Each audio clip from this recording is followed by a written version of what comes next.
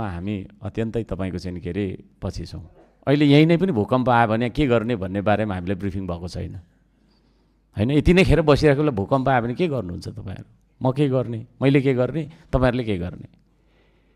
हाम्रो rally point कहाँ छ होइन? आगो लाग्यो भने यहाँनिर खोइ हाम्रो फायर एक्सटिङ्ग्विसर त्यहाँ देख्दै रहेछ, त्यहाँ पर छ एउटा होइन। यस्ता विषयहरूमा अब यही संसद भवनभित्रको कुरा मैले गरेको होइन। यहीँ भित्रको अवस्था यस्तो छ भने गाउँ गाउँमा कस्तो छ त विपद व्यवस्थापनको कुरा, रेडिनेसको कुरा के छ त हाम्रो? त्यसतर्फ चाहिँ नि अलिक थोरै व्याख्या विश्लेषण त्यहाँ भएको छ, त्यसतर्फ पनि ध्यान जाओस् भन्ने सुझाव म दिन चाहन्छु। आर्थिक विकासको कुरा गर्दाखेरि म चाहिँ अलिकति अर्ग्यानिक टाइपको मान्छे। एआईमा राम्रो राम्रो खानाको, राम्रो राम्रो नानाको, लुगाको होइन, राम्रा राम्रा सहरको नक्सा हामी बनाउन सक्छौँ, तर माटो नछोई उत्पादन हुँदैन।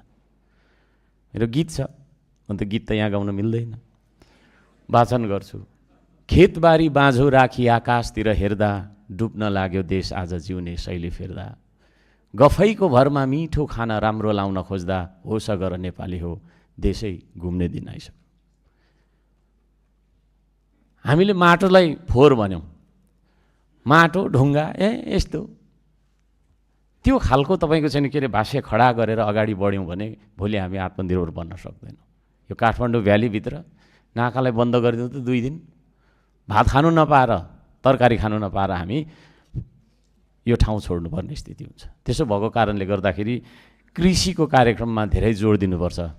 यो चाहिँ नि आर्थिक विकास यदि हामीले साँच्चै नै गर्ने हो भने हामीले लगाइराखेको लुगा पनि कृषिको तपाईँको कच्चा पदार्थबाट प्राप्त हुने हो, त्यसको प्रशोधित रूप फर्म मात्रै हो यो चिज। त्यसले गर्दा त्यसतर्फ सरकारले ध्यान दियोस् भन्ने म सुझाव दिन चाहन्छु। हामी सबै मिलेर काम गरौँ भन्ने कुरामा मेरो जोड छ। काम गर्दा सानो भइँदैन। 3 करोड नेपालीको 6 करोड हात चलाउनुपर्छ एकैसाथ। कलमले मात्रै बन्दैन देश, औजार समाउनुपर्छ। अब नीतिले मात्रै बन्दैन देश, श्रम र श्रमदान गर्नुपर्छ। अब हामी इक्जाम्पल हो, हामीलाई हेरेर इक्जाम्पल हामीलाई लिएर चाहिँ हाम्रो आउँदो पिँढीले सिक्ने हो। त्यसले गर्दाखेरि हामीले नै काम नगरेको देखिरहँदाखेरि हाम्रो चाहिँ नि आउँदो पुस्ताले, हाम्रो छोराछोरीले, हाम्रो नाति नातिनीले काम गर्छन् भन्ने मलाई लाग्दैन। हामी मोबाइलबाट निस्केर खेतबारीमा पनि जानुपर्छ। त्यसतर्फ यो सरकारले ध्यान दियोस्, नत्र भने उत्पादन हुँदैन। भोलि हामी गरिबीको भुमरीमा फस्ने नै छौँ। सामाजिक विकासको कुरा गर्दाखेरि समाज भनेकै सहकारी हो। यहाँ पनि समाज नभएर यस्तो भइरहेको के प्रधानमन्त्रीज्यूलाई हामीले बोलाइराख्नु पर्ने यो किन भएको भन्दाखेरि समाज भनेको सहकारी अन्तर सम्बन्ध हो। सत्ता पक्ष प्रधानमन्त्रीज्यू होइन, उपप्रधानमन्त्रीज्यू उहाँहरू हाम्रो अभिभावक हुनुहुन्छ। उहाँहरूले हामीले कहिल्यै बोलाउनु भएन। नीति बनाऊ आउनुहोस् न, के छ बजेट बनाऊ आउनुहोस् न भन्नु भएन। हामीले एपोइन्टमेन्ट लिएर भेट्नुपर्ने बाध्यताहरू धेरै छन्। उहाँहरूले पनि बोलाउँदा हुन्छ त, धेरैले बोलाउनु पर्दैन, दलका नेताहरूलाई बोलाउँदा हुन्छ। यदि त्यसो भने अवरोध हुँदैन क्या। हामी एउटै सिस्टमका हिस्सा हौँ। मैले अस्ति पनि भनेको थिएँ, तपाईँहरू एक्सेलरेटर हो भने हामी भनेको ब्रेक मेकानिजम हो। ब्रेक बिनाको गाडी फेल हुन्छ, दुर्घटित हुन्छ। हामीले किन संवाद नगरेको? संवाद नभएरै यस्तो भइराखेको छ। हामीले संवादै गर्दैनौँ, भेट्दैनौँ। एकले अर्कालाई विरोध गर्नुपर्छ भन्ने मनसाय हुन्छ हाम्रो होइन। त्यसलाई किन बोलाउने भन्ने मनसाय हुन्छ हाम्रो। त्यसो भएको कारणले गर्दाखेरि सहकार्य नभएर चाहिँ यो खालको स्थिति भइरहेको छ।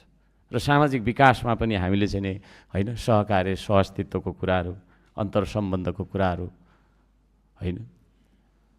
हाम्रो सामाजिक विकास जबसम्म यो देशमा धार्मिक, जातीय, वर्गीय विभिन्न न्यूमा होइन हामीले चाहिँ सामुदायिक हिसाबबाट विभेद गरिरहन्छौँ, तबसम्म हाम्रो सामाजिक उन्नयन हुन सक्दैन। समाज भनेको एकमुष्टता हो। तपाईँ म बिना अधुरो, म तपाईँ बिना अधुरो। हामी नेपाली, त्यो एउटा गीत पनि छ होइन। 3 करोड नेपालीको एकमुष्टता नै नेपाली समाज हो। त्यो नेपाली समाज बन्नलाई के कुराले रोकिरहेको छ? ती विभेदजन्य कुराहरूलाई आज हामीले हटाउनुपर्छ। त्यसतर्फ पनि हाम्रो नीति तथा कार्यक्रम उन्मुख होस्।